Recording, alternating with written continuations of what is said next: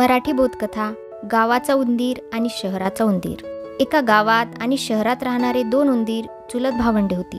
गावाचा उंदीर शांत आणि साध्या जीवनात आनंदी होता, तर शहराचा उंदीर गजबजलेल्या शहरात ऐशा आरामात जगत होता।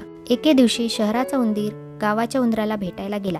गावाच्या उंदराने त्याचे मनापासून स्वागत केले आणि त्याला साधे पण चविष्ट जेवण दिले, धान्य आणि ताज्या फळांचे। जेवताना शहराच्या उंदराने नाक मुरडले। तो म्हणाला, हे अन्न किती साधे आहे। शहरात आपण रोज चीज, ब्रेड आणि मिठाईसारखे पदार्थ खाऊ शकतो। तू माझ्यासोबत शहरात ये, तिथे किती मज्जा आहे ते बघ। गावाचा उंदीर थोडा संकोचला, पण त्याला कुतूहल वाटले आणि त्याने होकार दिला। ते दोघे शहरात पोहोचले। शहरातील उंच इमारती आणि गजबजलेले रस्ते पाहून गावाचा उंदीर आश्चर्यचकित झाला। शहराच्या उंदराने त्याला एका श्रीमंत स्वयंपाकघरात नेले, जिथे चीज, केक असे स्वादिष्ट पदार्थ भरलेले होते। गावाच्या उंदराच्या डोळ्यात आनंद चमकला। ते चीज खात असताना अचानक स्वयंपाकघराचे दार उघडले।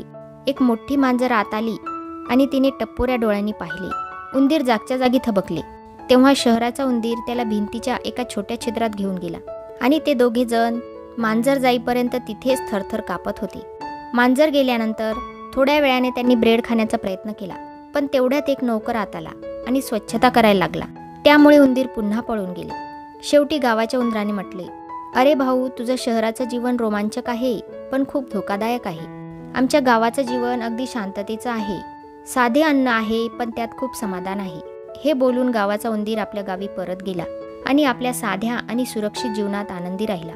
यावरून आपल्याला शिकवण मिळते, साधं आणि शांत जीवन श्रीमंत पण धोकादायक जीवनापेक्षा चांगलं असतं। ही गोष्ट तुम्हाला आवडली असेल तर प्लीज या चॅनलला सबस्क्राईब करायला विसरू नका।